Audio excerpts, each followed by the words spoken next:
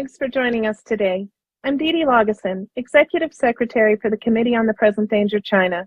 We appreciate your interest in our weekly webinars in which we expose and analyze the Chinese Communist Party's unrestricted warfare against America and the help being provided to the CCP in waging that warfare by captured U.S. elites.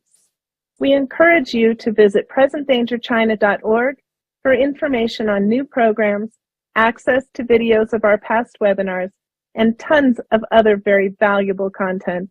Our moderator today is Frank Gaffney. Frank is the Executive Chairman for the Center for Security Policy, Vice Chair for the Committee on the Present Danger China, and host of Securing America with Frank Gaffney on Real America's Voice Network. Thank you, Dee Dee. Welcome, everyone, to this edition of the Committee on the Present Danger China's ongoing webinar series about the Chinese Communist Party's threat to the United States. Prominently, we feature its unrestricted warfare techniques, which amount to a comprehensive array of efforts that have been underway for decades, aimed at taking down our country without firing a shot. Today, we're going to address a somewhat different but very much related topic, the prospect that the Chinese Communist Party may now be turning to fighting the United States, including by firing at us, certainly at our allies, and most notably, the island of Taiwan. We're very pleased to have with us to talk about a new report that sheds light on how that might be done by the Chinese Communist Party and to what effect. That has just been released by the Center for Strategic and International Studies. It's entitled The First Battle of the Next War, a U.S.-China conflict over Taiwan. Its authors, led by Colonel Mark Cancian, include his son, Matthew Cancian, a PhD who is a veteran of the Marine Corps, as is his father, and now involved in wargaming at the Naval War College, and Eric Higginbotham, a man who has fluency in both Japanese and Chinese and has been studying closely the Chinese communists, among other things, in connection with the 24 scenarios that were wargamed by the CSIS team. Its three lead investigators, ably represented with us today, I'm pleased to say, by Colonel Cancian. He has a number of distinctions to his credit, having served both in the Office of the Secretary of Defense, of course in the Marine Corps in uniform, as well as at the Office of Management and Budget. He has written prolifically on these and related issues, and we're very pleased to have him with us to present, to inform our conversation and to respond to questions about his report and otherwise engage with other distinguished members of this panel, all of whom happen to be members as well of our Committee on the Present Danger China, and I will introduce them in turn. Before I do that, let me welcome to the podium, virtual podium that it is, Colonel Cancian. Thank you so much for joining us, sir, and for your contributions to illuminating one of the most important issues of our time, whether a war is coming and whether it will be restricted to an invasion of Taiwan, and either way, how it might come out. The floor is yours. Well, thank you very much for that kind introduction. Yes, let me tell you a little about our project. We ran a 15-month project funded by the Smith Richardson Foundation that looked at two questions. One is, could the Chinese invade Taiwan successfully, and what might be the outcome of such an invasion? In doing that, we don't argue that this is the most probable future course of action, but we do argue that it is a possible future course of action given the rhetoric of the Chinese government, and it is certainly the most dangerous, and for that reason, it was important to investigate. It's interesting to note that this question about a Chinese invasion of Taiwan and a conflict in the Western Pacific, which was once considered not very relevant for serious discussion, is now a frequent topic of discussion among experts in the area. What we did is we created a war game. It consisted of 2 maps. There's a 5-foot by 6-foot map for the operational space in the Western Pacific, and then there's a smaller map for the ground war in Taiwan. We developed some 2,500 counters. The game turns were 3.5 days each. The project is, I think, important for 3 reasons. Other than the fact that it looks at an important public policy issue. One is it was done entirely with unclassified material. So we can talk about it openly, we can examine the assumptions, we can be specific about the outcomes, and transparent about all of the scenarios. Of course, DoD does a lot of classified wargaming, but that's all behind closed doors. Little bits and pieces leak out. Very often they're not very helpful. The second thing is we ran 24 iterations, as you heard, in a variety of scenarios, and we did that to develop a strong analytical foundation for making recommendations. Many war games have been conducted that are run once or twice. They can be very interesting, particularly for the people involved, but that's not a strong analytic foundation. You only have one strategy, one scenario, one set of players. We wanted to have a broad set of iterations so we get a lot of different approaches. And the third thing is we spent a lot of time on the front end developing the game, not just analyzing forces, but also assessing combat results, so that we developed tables and computer programs to assess what happens when the forces came in contact. It wasn't a case of someone going in the back room and making their personal judgment about what the outcome might be. It also meant that the first iteration was adjudicated the same way as the 24th, so it was entirely consistent. I do want to emphasize that first, of course, we are not predicting that such a conflict will happen, only that it is possible. And we're not making recommendations about what overall U.S. policy towards Taiwan should be. That's a much broader question. We're looking at the military operational issues. And let me give you a little sense about some of the things that we found. I think you all have the link to the report itself. It's also like a 2.5 minute video that gives you a quick overview. The first thing I want to emphasize is that the Ukraine strategy won't work. In other words, for Ukraine, when the war began, we shipped large amounts of equipment and munitions to Ukraine to beef them up. We're continuing that. The Russians have tried to interdict that flow, but have not been successful. That won't work with Taiwan. The Chinese defensive bubble over Taiwan is so strong, you can't get anything onto the island once the shooting begins. In several of the game iterations, participants tried to do that. They lost an entire squadron of CS-17s one time. They lost an entire amphibious readiness group one time. You can't get anything onto the island. What that means is that Taiwan is going to fight the war with whatever it starts the war with. That means that FMS is very important. Speeding that process up is critically important. And perhaps getting weapons and munitions to Taiwan in other ways would also be useful. There's been talk, for example, of U.S. prepositioning stocks on Taiwan. And I think that would actually be very sensible. Another insight was that 90% of U.S. air losses were on the ground to Chinese missiles, not in the air. And the reason is the Chinese have a lot of missiles. They fire them at U.S. bases. And as a result, the U.S. and Japan and Taiwan lose most of their aircraft on the ground.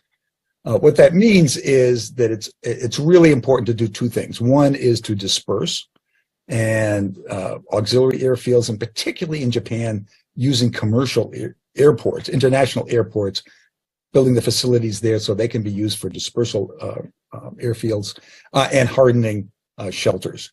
The United States stopped doing that at the end of the Cold War. The Japanese have a few. There are a few at Misawa, for example, or I think there are a few at Kadena. We need lots more. There are none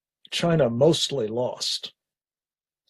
And one of the things I think we'll want to tease out with you is, how many times is mostly, and what happened when they didn't lose, and how has that netted out as you see it in terms of the lessons learned. Do you want to take just a quick let me jump in there, because you're absolutely right. I mean, and I skipped over that on my notes, and I really should not have done that. The bottom line is that in almost all the scenarios, Taiwan can endure as a democratic and independent entity, but the cost is very high. You heard about some of those costs. Cost the United States to Taiwan, whose economy gets wrecked. Cost to Japan gets pulled into this conflict, but also cost to the Chinese. They lose dozens of ships, hundreds of aircraft themselves, enough, and potentially thousands and thousands of POWs on Taiwan, perhaps enough to destabilize the Chinese Communist Party. So there are losses all around, and our recommendations are aimed at improving deterrence so we never have to fight this war. Right. That's a point on which I know we will return with our commentators as well as with you. Thank you very much, Mark, both for the work that you've just described and for the excellent description of it. We're going to turn first to Captain James Fennell, no stranger to these programs or to others who follow the work of the Committee on the Present Danger China. Jim, formerly in uniform, served as the Chief of Intelligence for the U.S. Pacific Fleet, the culmination of a very distinguished decades-long career in the United States Navy.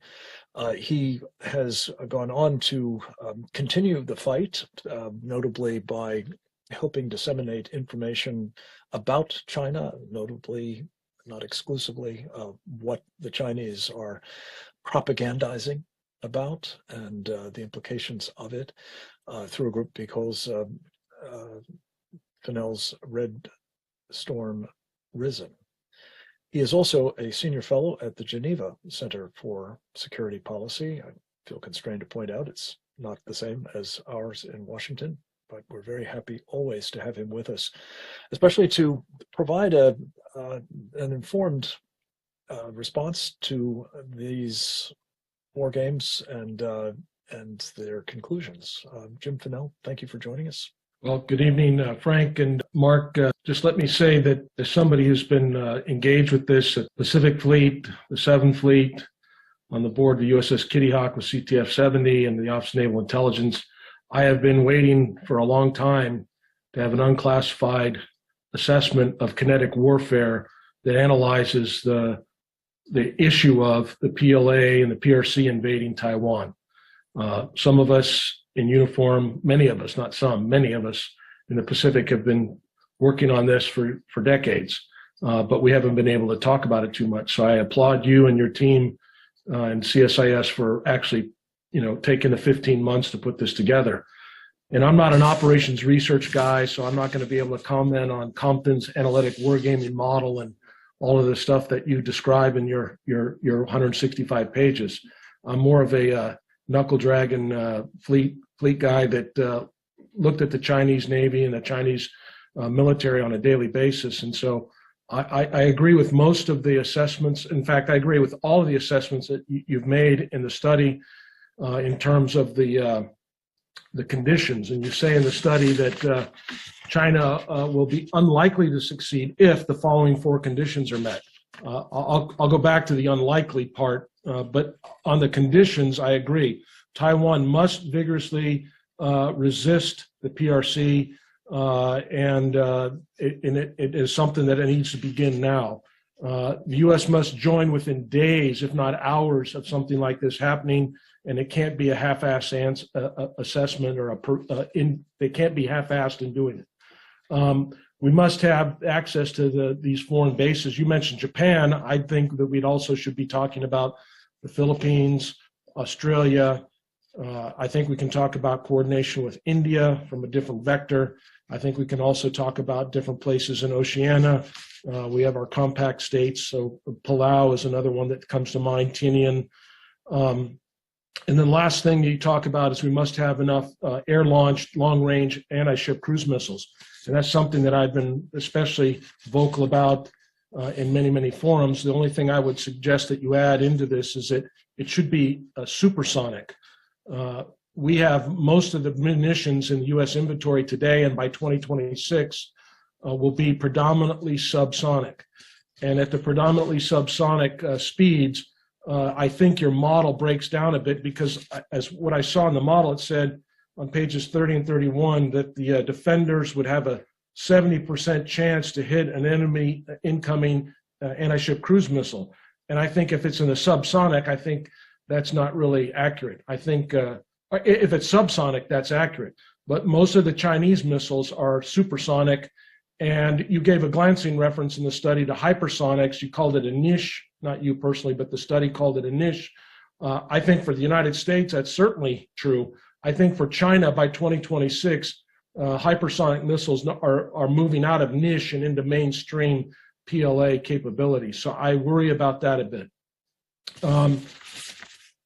The other pieces that I would say is, as an intelligence officer, I noticed throughout all the references and the footnotes that seem to be not as much reference. You got an excellent coverage of American doctrine from the Air Force and the Marine Corps and the Navy, and how we operate, and you cover operations research and how models are built. But I noticed that there seemed to be a little bit thin on some references to PRC and PLA doctrine and strategies. There was only one reference in the text, only footnote, to Joint Firepower Strike Campaign. There was no references to the Joint Anti-Air Raid Campaign or the Joint Island Landing Campaign, which is part of PRC doctrine. And I know that you had Lonnie Henley or John Culver quoted twice, and Lonnie Henley once, but I know this community pretty well, and there are some people that are a little bit more, as some people have called them, hawkish on the PRC's capabilities, or not promoting them, but are a little more savvy about the capabilities. And so I think there's a tinge of a bit of mirror imaging. One of your points, it says the U.S. may be able to strike the PLA Navy or the PLA Navy from outside the PRC's defensive perimeter. And the defensive perimeter is what the Chinese call the counter-intervention strategy, what we call anti-access area denial. You described it, how this bubble over Taiwan. Well, it actually extends. This bubble by 2026 is going to be out to Guam. And so the idea that we're promoting in the findings, what we're telling this new House committee, what we're telling the Pentagon, what we're telling appropriators on Capitol Hill is we have to develop only systems that will fight or that will release munitions outside the bubble and that can somehow survive and get in and attack the PLA Navy or PLA Air Force to prevent them from making the island landing. And I would say that I used this earlier today in another webcast with Frank. It's like a boxer. We're saying that we're boxing and we're in a boxing match with the PLA, and we've got a 60-inch reach today in 2026, and they've got an 80-inch reach. And we're saying that we're going to still try to find 26 inches.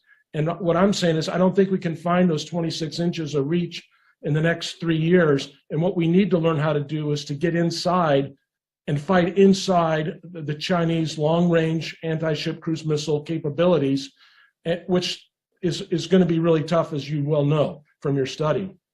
So I think that's something that jumped out to me.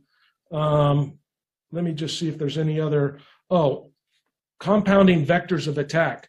You alluded to it. I didn't see it really emphasized in the study, which is you're going to have anti-ship cruise missiles coming in from submarines, from surface ships, from aircraft, fighters and bombers, and from the rocket force, all coming in at supersonic ranges from all vectors, different vectors, against the U.S. Navy, the Japanese Maritime Self-Defense Force, and against the Taiwan Navy, in addition to anti-ship ballistic missiles, which you referenced, that 2 carriers in your estimation will be taken out, and 20 plus some major combatants between the U.S. and the Japanese, the Kaijo Jeitai. That's good, but I think you mentioned about Kadena and pilots having to see this culture of seeing death and destruction. I think it's really important, not just from a perspective of an airman at an airbase, but it's the idea of in the fight.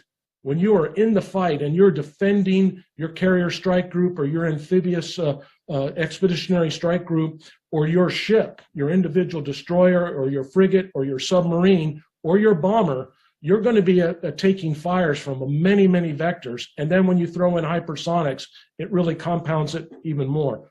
Last point, people's war. I didn't see any reference to, I know you counted what's out there from the Congressional Research Service and published authoritative order of battle experts, but we had a release here in May of a video or of audio from the Guangdong province between the Central Military Commission generals and the Guangdong province political leaders talking about what was required from the Guangdong province in case of having to execute the Taiwan invasion.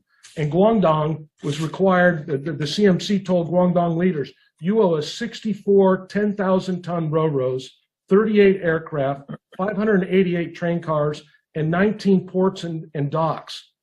And that's just one province. So the Chinese in their doctrine talk about people's war. And so I would have expected there would be a little bit more analysis about people's war and what the PRC writ large can bring into an invasion, which is why in my conclusion, I still believe it's highly likely that China would be able to complete an invasion based on a total war concept. But otherwise, as I said at the beginning, this is a fantastic study. It needs to be promoted. You already know this, but the PRC's well aware of it and has been talking about it for the last 72 hours in People's Daily, China Daily, Xinhua, and Global Times. So that's all I have to say. Thanks. Thank you, Captain. Mark, we're going to give you a chance to respond to all of this. Take notes, please, because you'll get some more comments, obviously, in the meantime. I did want to just add, I didn't have Eric Higginbotham's bio in front of me when I introduced him as one of the principal investigators alongside the Kansian team. He is a principal research scientist at the Massachusetts Institute of Technology, formerly was with RAND, and while he was there, he was the lead author on a scorecard comparing U.S. and Chinese military. We're very pleased to have him represented so well by Colonel Kansian. We're going to turn next to another Marine Corps colonel. They are valued in this context, especially those who have spent time, as has our next speaker, a lot of time, both in uniform and as a foreign service officer, as well as an executive in the private sector in the Far East. Grant Newsom is his name. Colonel Newsom is a senior fellow of our Center for Security Policy and as I mentioned earlier, a member of our Committee on the Present Danger China. Colonel, thank you so much. It's the wee hours of the morning where you are. We appreciate you nonetheless being with us, and over to you.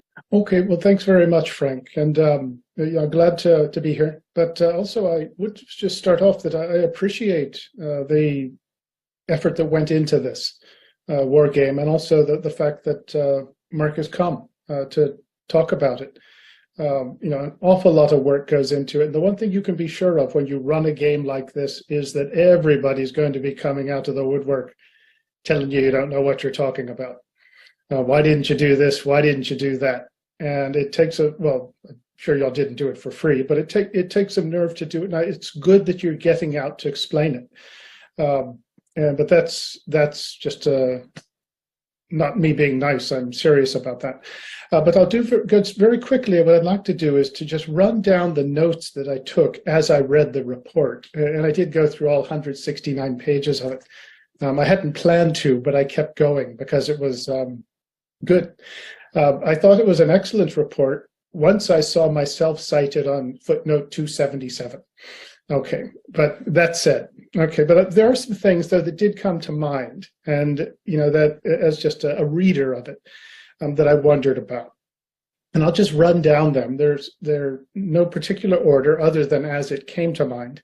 The game noted that the government of Taiwan will sort of resist to the maximum extent of its capabilities, and what I would say is that I'm not so sure about that. Perhaps for purposes of the game, you had to do it. But as I say, there's there's a psychological aspect to what's going on in terms of Taiwan's defense, and I say I have some doubts if things go a certain way. The next one, I didn't notice a mention of Taiwan's civilian population and sort of what it's doing during the fight, what it is having done to it. And this, I think, is considerable, is a big deal. 23 million people in and around a war zone. It presents some obstacles, and when they start getting killed in large numbers, it just has to put it mildly, a destabilizing effect. But I didn't see that mentioned so much in the report. Also, the political warfare aspects of a Taiwan scenario. Things China does to Taiwan beforehand, for example, things it does to us. Say that the political, the psychological, the mental aspect of a fight. Once again, I didn't notice it as much as I thought I might. It almost seemed like just to see it, like two hoodlums getting in together behind a Waffle House and fighting it out at 2 a.m. to see who the toughest guy is in Prince William County. To set it up in that sense, a little glib about that, but I didn't see the mental aspects of the fight, which are hard. It's hard to cover, but I didn't notice it. Next point. Chinese fifth columnists in Taiwan. I didn't notice a real mention of that, other than in one of the summations of the scenarios saying saboteurs would make movement difficult, or something like that.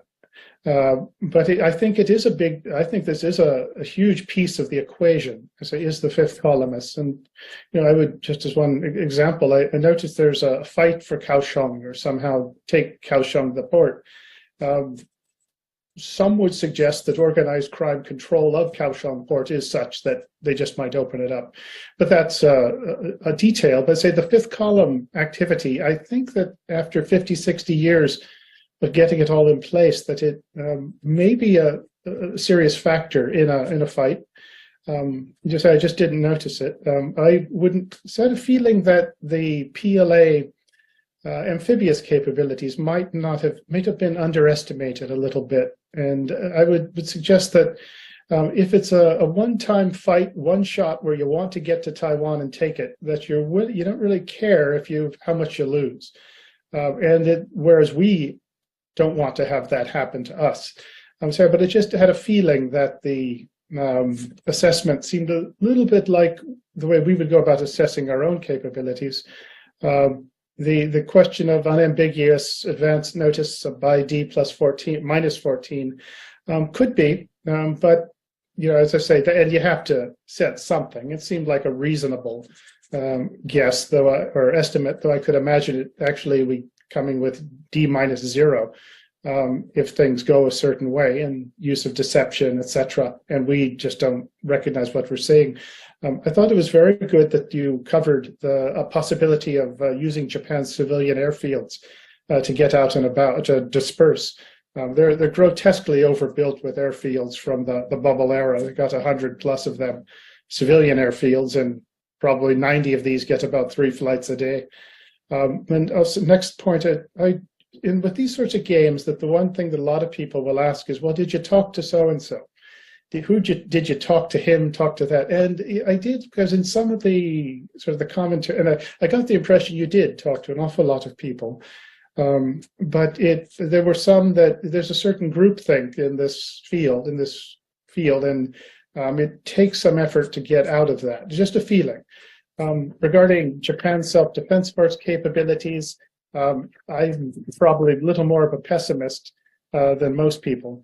But they just noted that it can be a tendency to assume more of the Japanese military than one thinks. The possibility of, and I was wondering as I was reading this, well, what if the U.S. just folds? It decides not to get in, or what if the Taiwan government folds? And but you all noted that and said, well, look, if that happens, we don't have a war game. And that's so it's fair enough, and that's that was good. I thought did very good job on the ambivalence of America's allies and partners and potential partners. That was good. I also was wondering, did you all, to the extent the fight in the war game is fairly narrowly constrained, and I was wondering to the extent to which, say, how a Russian move in the Baltics in Europe, or the Iranians doing something, or the North Koreans doing something, how did that weigh into the game? When you expand the battlefield, for example, it seems as though our prospects go up, and also the potential deterrent value of being willing to do that as well. I did notice that all the iterations, the variations that were tried, it was good to see this. There's probably any number, you could probably still be doing them if you wanted to. But I thought it was good to try to think through, a lot of options, and that was good. I thought the assessments that were made about things were thoughtful, and they seemed sensible to me. I thought it was good to see that the need to get things organized with the Japanese beforehand, that was pointed out as well. I was wondering also if, as part of our preparation for a scenario, an event, if any thought was given to getting the Taiwan military out of its isolation, bring it out to Guam for training in peacetime. There's talk about putting U.S. forces on Taiwan, but what about, say, for now, getting them out and about and showing them that we actually do give two hoots about it? And the last point was the conclusion, as I read it, was that it really just downplayed the possibility of the PRC being able to meaningfully hit us, say, off the U.S. West Coast.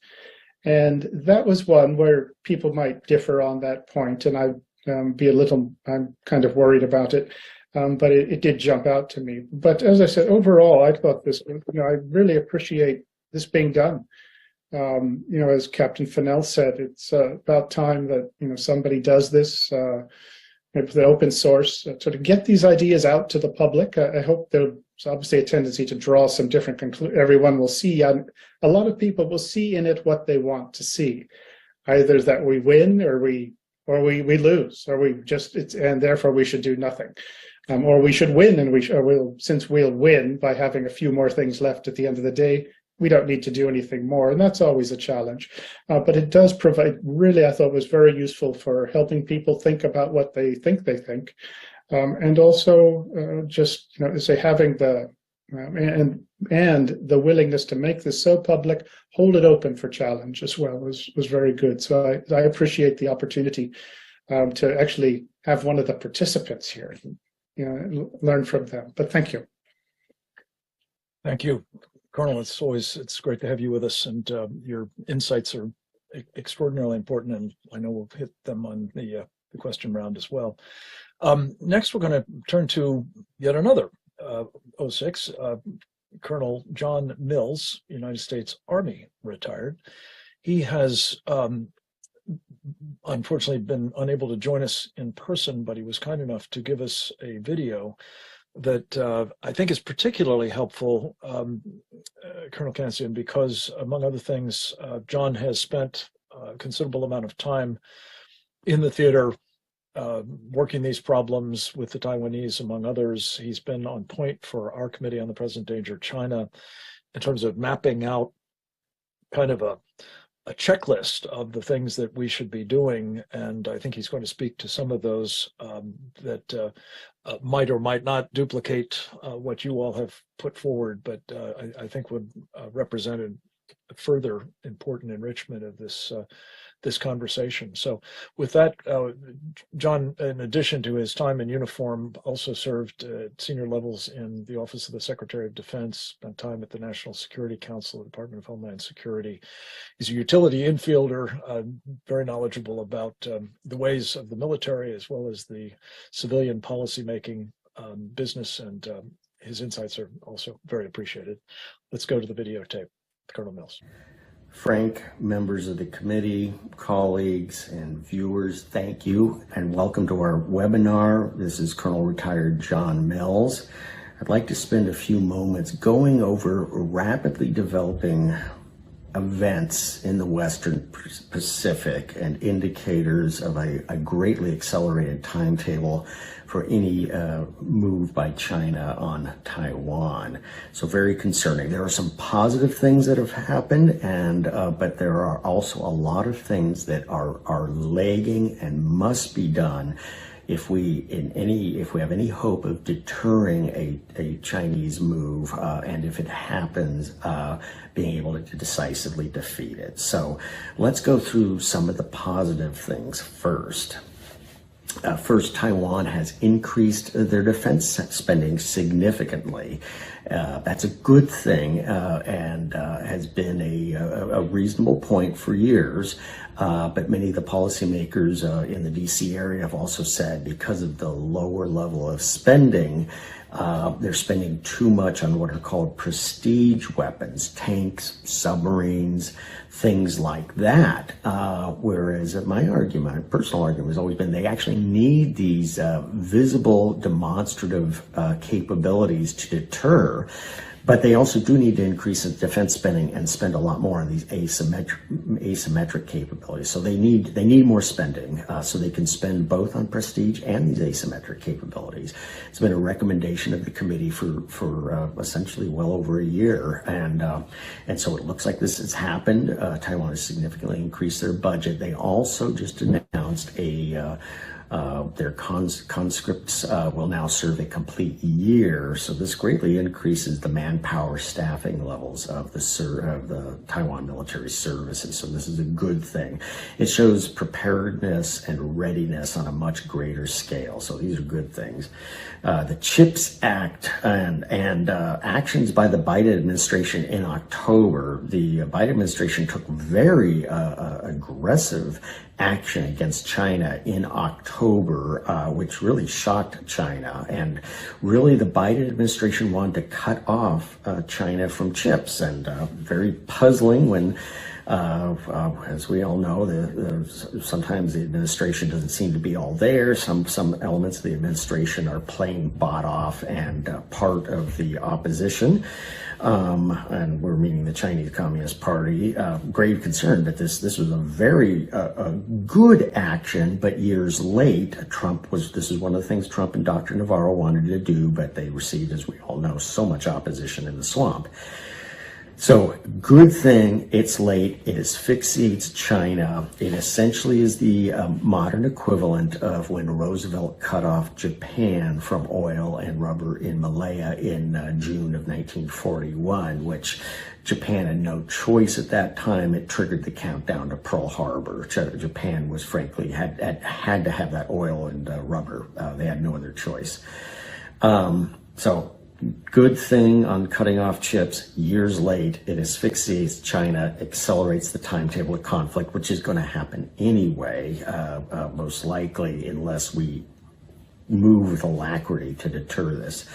The NDAA that was buried in the ginormous omnibus bill, the fiscal year 2023 National Defense Authorization, was excellent, full of many good things for Taiwan and the U.S. military, but we have to move with alacrity. But the good things, greatly increased levels of spending across, and especially focused on the Pacific, with greatly increased storage, buildup of ordnance stocks, which we have been recommending for 2 years. So those are all good things. It essentially establishes a lend-lease program, a World War II America to Britain lend-lease-like program. So this is another punch in the face to the Chinese Communist Party, because we are essentially saying we will defend Taiwan. It's very strong support for a new law buried in the NDAA. It's the Taiwan Enhanced Resilience Act, odd sounding name, but it's a good act. And again, that lend-lease program is $2 billion per year on top of everything else that Taiwan is asking for, and they could pay us back in 10 to 15 years if we remember it. So these are good things. Also, the Pacific Deterrence Initiative, it grows to about 6.1, 6.2 billion. It should be a lot more. This is spending money for the Indo-Pacific Commander to harden and provide resilience and preparation. Those are good things, but let's go through. Those are all positive things, but we need to let's look at what's the reality of the accelerated timetable. First is related to the PDI and the whole military operation, whole government operation to defend Taiwan, is defense of Guam. Guam is not the fortified rock that some people make it out to be.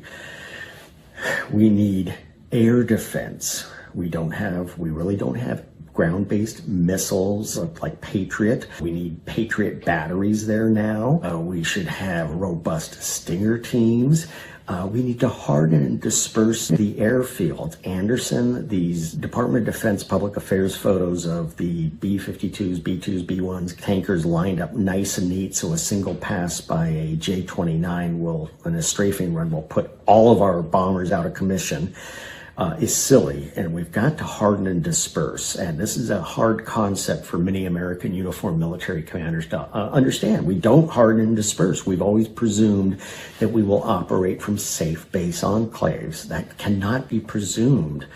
So we need to harden Guam, hardened aircraft shelters, missile defense, air defense, coastal missiles so that they can shoot out and deter ships from approaching, because they know we have coast-based missiles that can reach out and touch them. We don't have any of those, so we need to do this rapidly. We have to accelerate these plans. They can't happen 3-5 years down the road. They need to happen in the next 6 months to a year. And we need to do this for the whole second island chain. This includes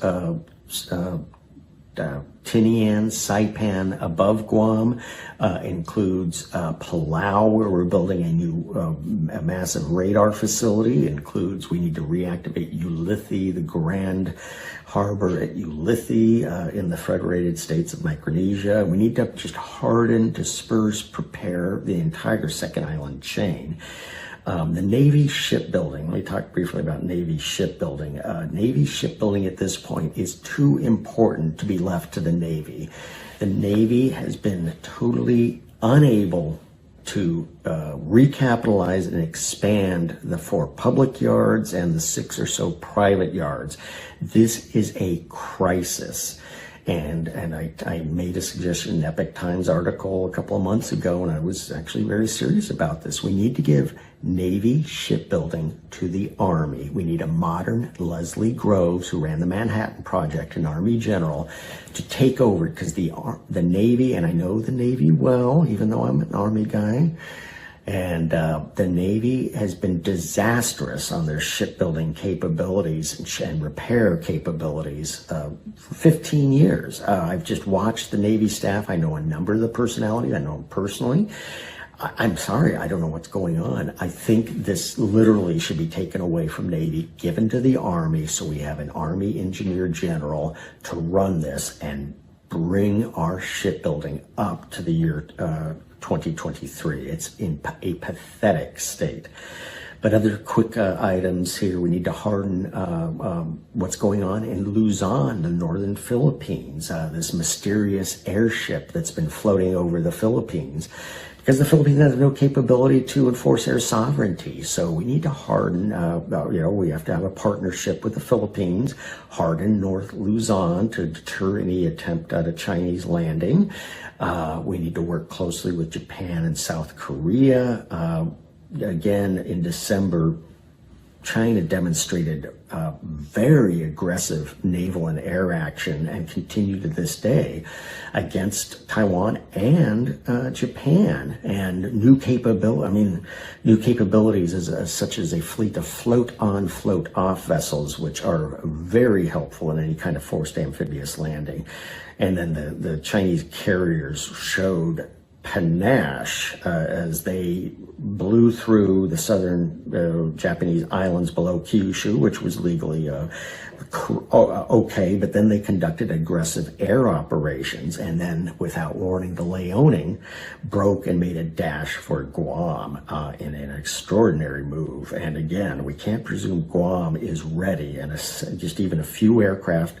Some of our naval experts would poo-poo the Liaoning's capability, but even a few of those fighter aircraft appearing over Guam could cause absolute disaster and mayhem. So we are on an accelerated timetable to conflict. Some good things, but we have to move much faster if we have any hope of deterring and then, if necessary, defeating the Chinese. There was a very positive report just listed by CSIS, which declared Taiwan would win in almost all scenarios, but it would be extraordinarily costly and bloody to America, Japan, Taiwan, and even more so to China. But the more we prepare, the less we will bleed in any potential conflict. Thank you. Colonel Mills, thank you. And a very elegant way to make the point that we at the committee and I think the authors at CSIS have come to, which is that enhancing deterrence has to be job one, and applying the resources, including those that you've laid out, I think is a part of that. And we'll talk more about how we put all this together and get it done, more to the point. Finally, we're going to hear from one of the most brilliant academics I've had the privilege of knowing, particularly informed about China, but knowledgeable really about international affairs and history in extraordinary detail. Again, no stranger to these programs, another member of our Committee on the Present Danger of China, and in fact, the director of the Center for Security Policy's China Policy Program.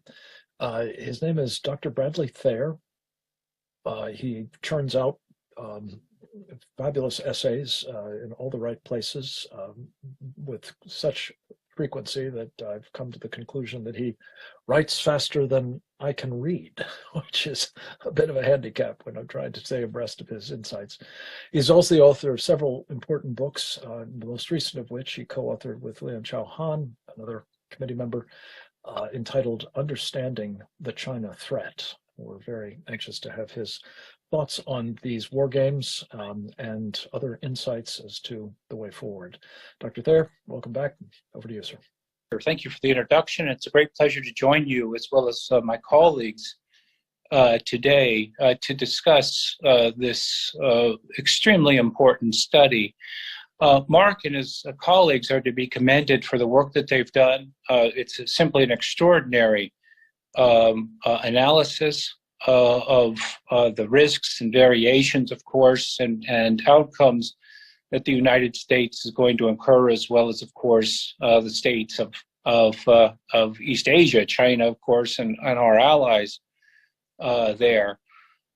So it's extremely important for the reasons that Mark identified at the outset of the conversation. I would simply add, too, because of the attention, as Jim observed, but also the attention that's getting within the United States as part of an effort, a very important contribution to shifting or turning the rudder on understanding, of course, the China threat and the way that we have allowed this issue to lapse for so long, and our capabilities, deterrent capabilities, in particular, that we've allowed to lapse for so long.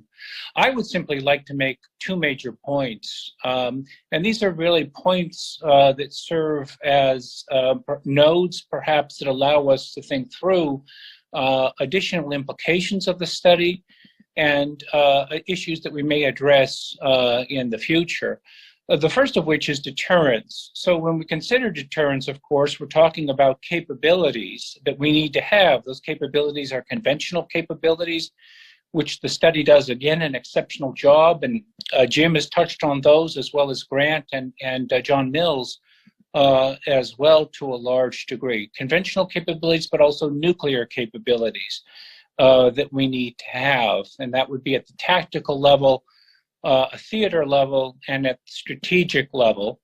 And linked to that, or twin to it, would be missile defense capabilities, cruise missile capabilities, ballistic missile capabilities, and hypersonic, essentially, defense capabilities that the United States would need to possess in order to have the capabilities to offer either a conventional or a nuclear deterrent to this outcome. Secondly, there are also political variables that, of course, are going to be involved. So deterrence is a function of the politics as well as capabilities of any state that seeks to deter. So the political variables that are relevant are willpower and the ability to convey willpower. Secondly, credibility, which is closely associated with willpower, and then the balance of resolve. So my first point is to just really look at the political variables in this scenario, which the study, of course, is largely assuming, given the nature of what it's addressing. My points here are first, the balance of resolve. Even though this is an extended deterrence of a Chinese attack against Taiwan is an extended deterrence issue for the United States, we should not assume that the balance of resolve favors China, given the difficult relationship, of course, and the history between Taiwan and China. That is the long history, and that only really recently and relatively briefly has Chinese political power or polity ruled over Taiwan. So it would be very useful as we move ahead to think through really Taiwan as an independent state, as it has been, of course, historically in the long history of international relations in East Asia. So that's a bit of positive news. The balance of resolve, if the United States has the willpower and the credibility and the capabilities, need not favor China, but indeed could favor the United States. Secondly, the U.S. has to convey willpower, the willingness, and has to be backed by the credibility to deal with a robust conventional and nuclear deterrent in this situation. Grant touched on this in his excellent comments, really thinking through, does Taiwan have the willpower to resist, in this instance, Japan as well, and the United States in conjunctions with other states that need to be associated. So a very important job, responsibility of the Biden administration and the successor administration, given the time frame of the study, will be to ensure that there are hard, credible, concrete capabilities in place, but as well as the diplomatic relationship in place to weave together, if you will, the fabric of conventional and nuclear deterrence over Taiwan. We've got to bring the Indians in. They need to have forces deployed on Taiwan. NATO needs to have forces deployed on Taiwan. The US, Australia, of course, Japan. We should have all US allies present there to ensure, as we did in the Cold War when we were worried about the Soviet threat, that there were strong alliance relationships backed by the fact that NATO and other US allies and partners had woven together a very tight political and military relationship to ensure that we have the most robust deterrent as possible. Second point that I'd really like to touch on with respect to the study is the nuclear deterrent aspect of it. So as we move ahead, of course, we're seeing China has grown quite considerably in its nuclear capabilities, while ours have atrophied largely. We've allowed our triad, our infrastructure to atrophy, and that needs to be absolutely reversed. Do we have the right nuclear capabilities at the theater level, the tactical level, and at the strategic level to ensure that China is going to be absolutely essentially the balance of resolve, as well as the ladder of escalation is going to favor the United States. So the study, I think, as we move ahead, looking at the conventional nuclear interface, the relationship between conventional weapons and nuclear weapons is an important issue, but also the recognition that we do not have the right nuclear force structure in the region at this time, and won't have it realistically by 2026, ensures that we have a major test. So in terms of a relationship between the conventional and nuclear, as a result of our decisions over many decades, we're putting enormous emphasis on our conventional forces to be able to offer this a robust deterrent against China. And it can't simply revolve on conventional forces. We need to ensure that we have the right mix offshore and sea-based elements, as well as based on our ICBM force, bomber forces, as well as by aircraft in the region to deliver nuclear weapons. So that allows us to think creatively, or suggest we should think creatively in terms of having not just, for example, W-76-2s on Ohio boats, but maybe bringing B-61s, given that the arsenal or the cupboard is rather bare when it comes to the tactical capabilities. So in conclusion, and on a whole, the study is outstanding. I think the focus on the political is absolutely necessary as we move ahead to underscore what Grant has anticipated, as well as other colleagues, but also secondly to recognize the nuclear is equally important to the conventional, because this conflict obviously runs enormous risks of escalating if deterrents were to fail and the Chinese were to attack Taiwan. But again, all participants are to be commended. And I greatly enjoyed the comments of my fellow panelists, as well as Mark's comments and his reflections on the study at the outset. Thank you very much indeed, Frank. A pleasure to join you today. Thank you, Brad, as always. Important contributions. We'll open up for questions and maybe some give and take if the panelists will accommodate that.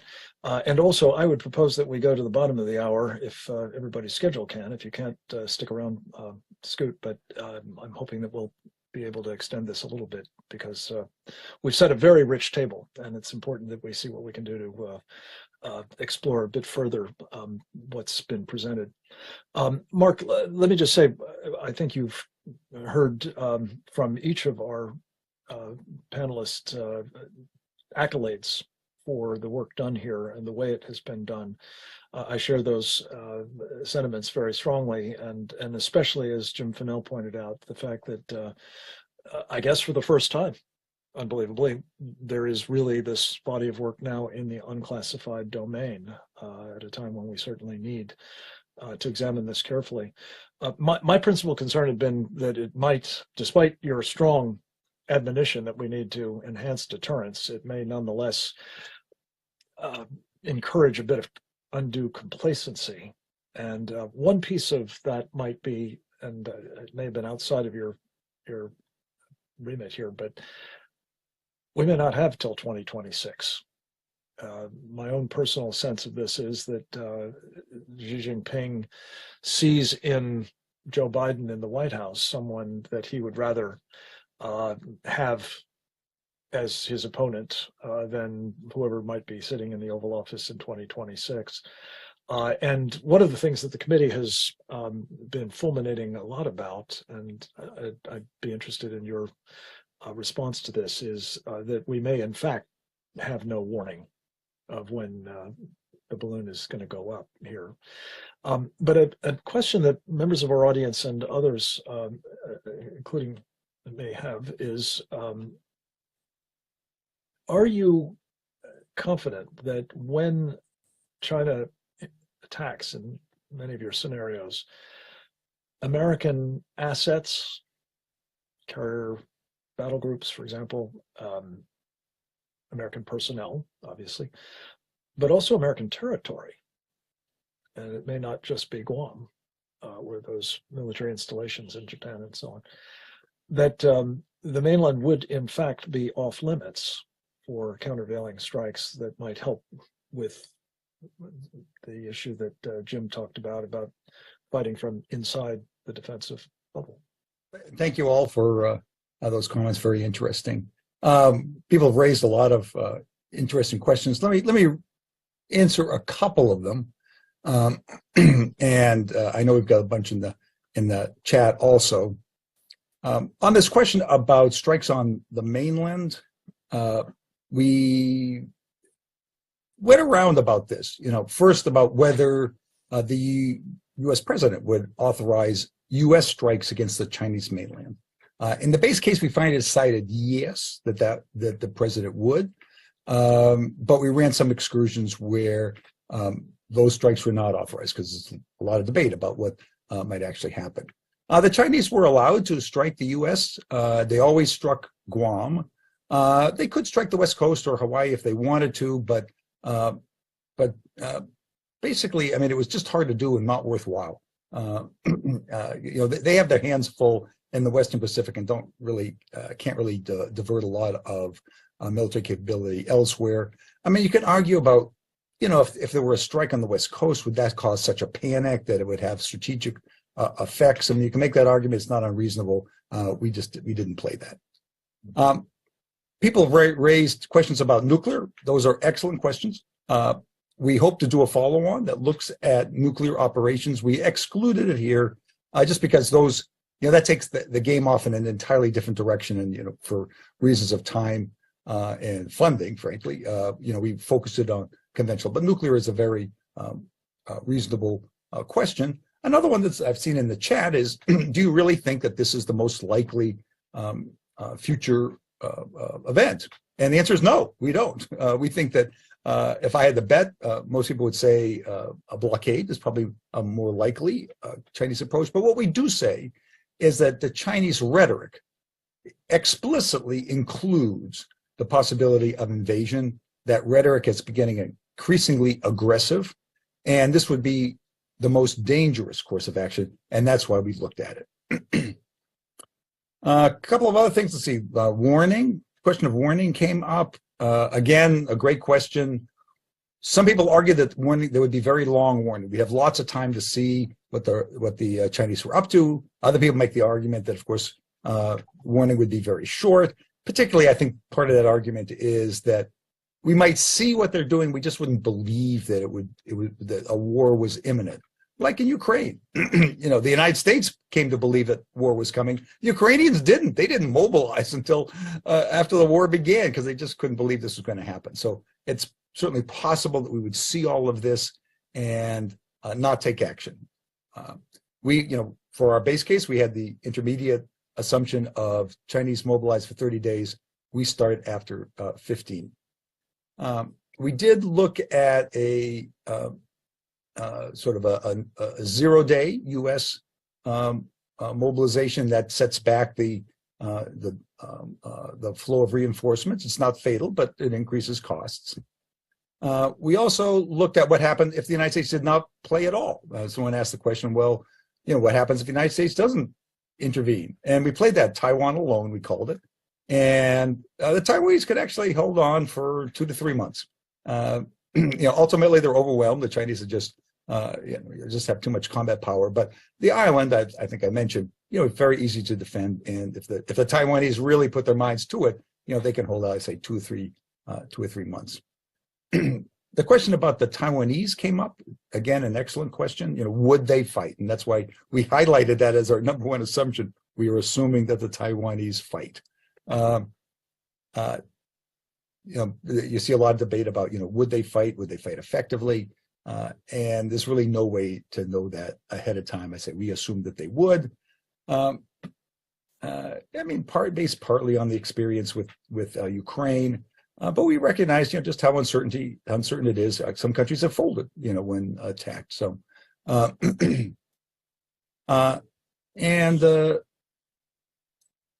me look at a couple of other things here, and then we can open it up to some of the questions that are coming in the chat. I've seen many of those.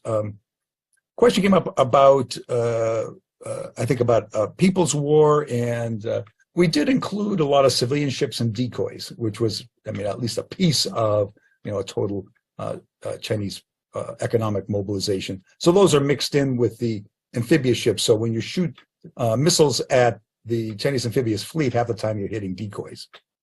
Then finally, the question about a two-front war came up. Again, a great question.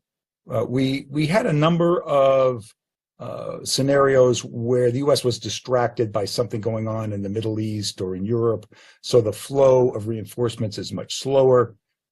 Again, eventually the United States prevails, but the cost is higher.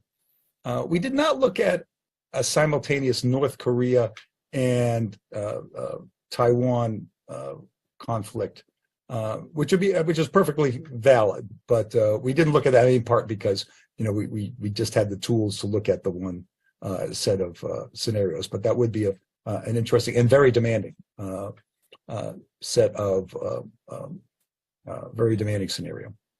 So let me stop there, and if I've missed any important questions from the panelists, I'm happy to handle those, or happy to handle them from the chat. Well, let me moderate, if I may, this Q&A.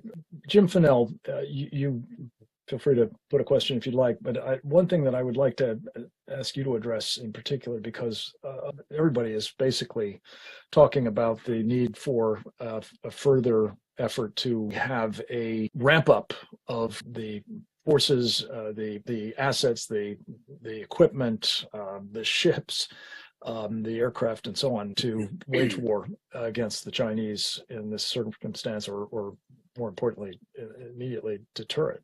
Speak to the industrial base of this country. John Mills put a finger in your eye probably about shipbuilding, but where are we in terms of the capacity, especially with Ukraine having depleted our kit to some extent to meet these needs?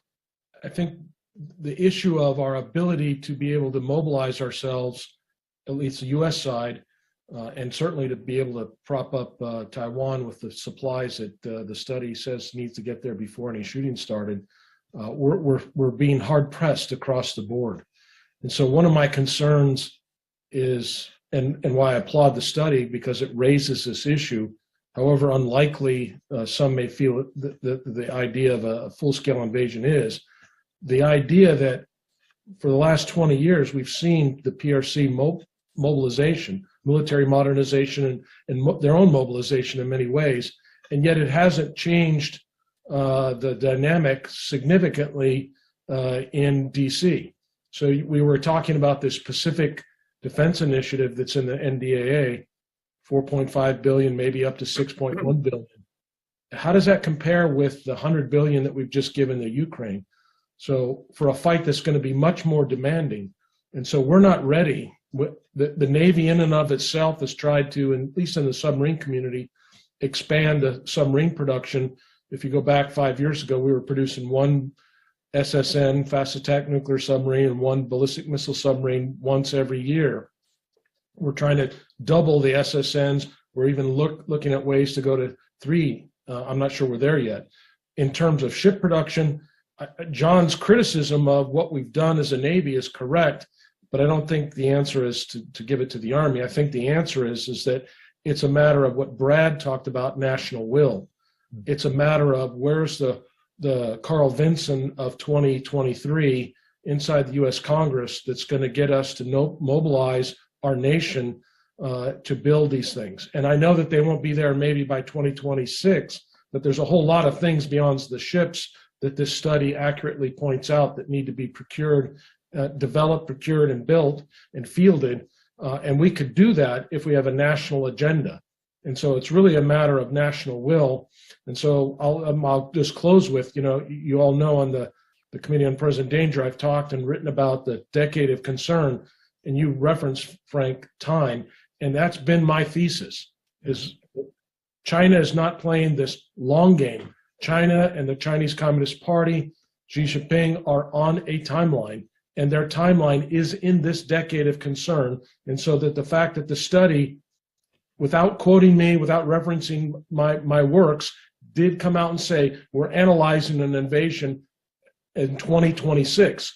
So for me, that was a confirmation that despite pushback from all sectors over the last decade, that it's seeped through. But I'm worried that it's not going to get outside of this milieu of academic conversation, and it's not going to get into a guy like Mike Gallagher, and it's not going to get into the congressional districts where people really realize that if this doesn't happen, their life may change in America. Let me get one more question in for Colonel Newsom. If Colonel Mills were with us, I think he probably would have taken exception to your comment about the fifth column.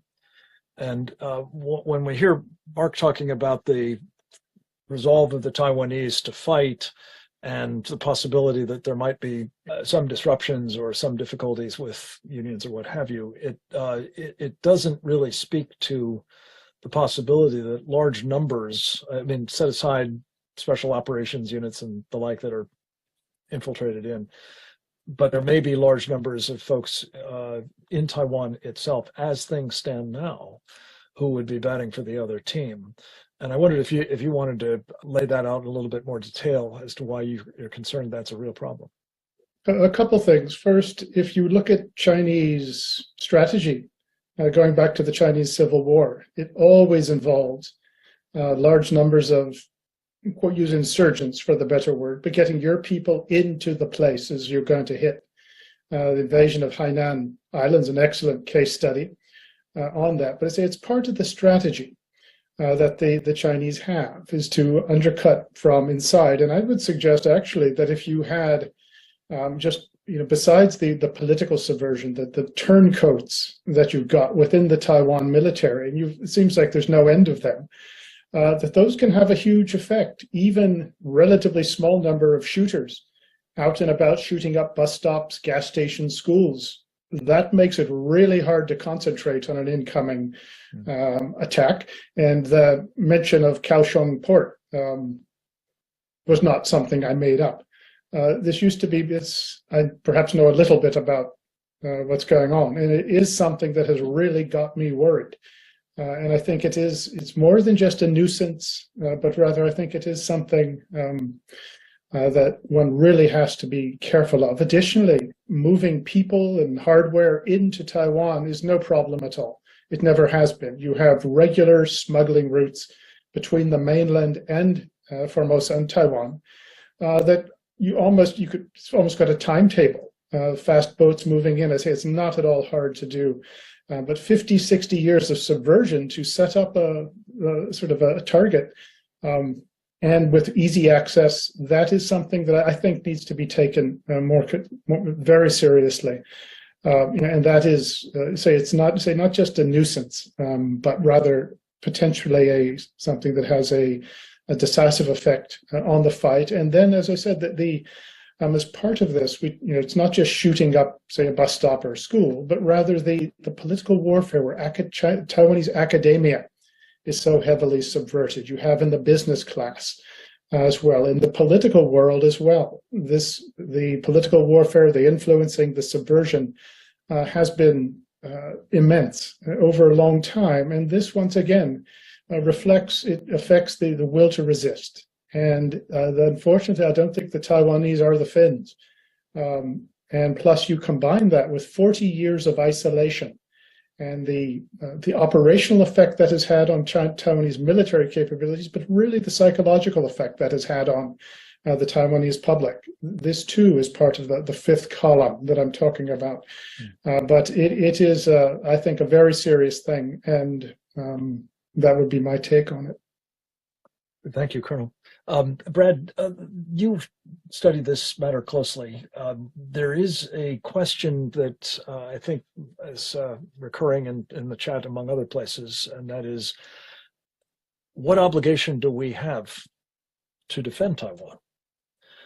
Strategic ambiguity has, of course, been the express policy of the United States government, notwithstanding Biden's intermittent assertions that we would defend Taiwan. But as you've studied in your new book, Understanding the China Threat, you talk about Xi Jinping as a risk taker. And especially in the context of the kind of internal difficulties his government is facing at the moment, as we've discussed on these programs and elsewhere, social engineering may be an impetus for him to seize Taiwan, or try to at the very least, with everything else that goes with it. But talk a little bit about this from the point of view of Xi's calculations. about Biden. The elite capture that Grant just talked about is certainly true here as well as in Taiwan and much else of the world. How do you reckon he sees it? And is your guess that he's more inclined to go for it at this point, maybe well before 2026, and go for it in some of the worst ways we've been discussing? Well, Frank, that's an excellent question, extremely important one. I agree wholeheartedly with Jim Fennell that the timeline is very likely much shorter than even this excellent war game anticipates, 2026. It could be tomorrow, it could be next week, it could be in a month. And why is that the case? That's the case really for three reasons. First, Xi Jinping, as you identified, Frank, here we have an individual who sees himself as greater than Mao and is determined to affect an imprint on the party, as well as, of course, on China and its position in the world, as he himself has proclaimed. He's an individual also who's risk accepting, and so we should anticipate that his actions are not going to be like his predecessors. Secondly, the ideology of the Communist Party under Xi, but also previously, Xi is, in terms of his ideological goals, and the party strongly supports this, underscored at the 20th Party Congress, where Xi referenced this explicitly, that conquering Taiwan, or unifying Taiwan, as he would put it, is a key goal of the Chinese Communist Party. And then thirdly, deeply, the balance of power. The relative balance of power has changed in China's favor, given their prodigious growth of conventional and nuclear capabilities, which gives Taiwan the capabilities now to blockade or to conquer Taiwan that they did not have, obviously, in the previous Taiwan Straits crises of the 1950s or 1995, 1996 today. Therefore, for deterrence to obtain, given that threat, again, we have an individual, deterrence is about the political considerations. His willpower, his intent are high, his capabilities are growing. That has to be matched on our side. And sadly, because we've been living off of the capital of the Cold War, we're not in the position that we should be to deal with it. So to have that robust extended deterrent, we need to make Taiwan the 51st state of the United States. We need to be willing to make that commitment. We need to be willing to forge an alliance relationship that brings in NATO, that brings in India. We need to have capabilities that we're hard pressed, but nonetheless, we need to rush. That would be, we had designed the follow-on to the Lance at the end of the Cold War to have mobile systems that would be able to deal with this threat. So when we're looking at it from China's point of view, Frank, we can see that the intent to conquer Taiwan is high and their capabilities are expanding. And does he see a window of opportunity because of the Biden administration and calculated ambiguity, which has been a U.S. policy? And my response to that is we have to get rid of that calculated capability. We need to ensure that the political calculus is quite clear. We will fight over Taiwan, and that's going to require education. As I observed, the Biden administration has to explain why Taiwan is significant to America's national security, and to do that in an unambiguous fashion. And there is not, sadly, there's, despite the if you will, the vacillation that you mentioned, we simply don't have that yet. Thank you, Brad. Mark Kansian, let me give you the last word. Comments on what we've just said and anything else that you'd like to make sure is on our record as we wrap this up. Well, I appreciate all the comments. There's lots to discuss. As I mentioned, there's a lot of other work that needs to be done, about blockades, about nuclear, the whole economic aspect of any conflict. I think I would wrap up by making one sort of global point, which is we've focused on a conflict in the Western Pacific, what it would take to deter China or defeat China if it tried to conquer Taiwan. But I would emphasize that that's not the sum total of U.S. National security commitments. I hear some people saying, well, we should essentially leave the rest of the world to other people and just focus on China because that's the pacing thread. But I don't think a superpower can do that. I think we have interests in Europe, we have interests in the Middle East, and we're going to need forces for those also. Sometimes those are different forces. Questions about aircraft carriers come up, for example. They're very vulnerable if too close to China, hugely helpful in other parts of the world. So my recommendation as people think about this is remember that we need to deter and then, if necessary, defeat China. We also have global interests and we need to maintain forces for those also. And that costs a lot of money. Amen to that, especially at a time when budget is not all that it needs to be, and what there is of it is being hollowed out by inflation. Let me just offer a concluding thought or two of my own, if I may. Again, my deep appreciation. I would just say, Mark, that in addition to other parts of the world that we have to be concerned about beyond Asia, of course, Africa and Latin America, most especially, are very much in play, in part thanks to what the Chinese Communist Party has been doing to colonize nations throughout those regions as well as elsewhere around the world. It's a stunning fact that at the last count I saw, something on the order of 147 of the world's 196 or so states are now part of this Belt and Road Initiative to one degree or another, with strategic implications, again, to one degree or another, meaning that in the event the balloon does go up, if we have not taken the steps necessary to deter China, if we've not done so, not just in the space of capabilities, but in the space of political, palpable, tangible, unquestionable resolve, that we may well find ourselves not only in a very messy and costly fight in East Asia, but also globally, quite possibly. I think the points that have been made about Chinese calculations and the prospect that this might happen very, very quickly with little or no notice is something that I hope, Mark, in your future work you will be exploring as well. It's daunting enough, I'm sure, to have set the goalposts out 4 years or so, let alone, next week.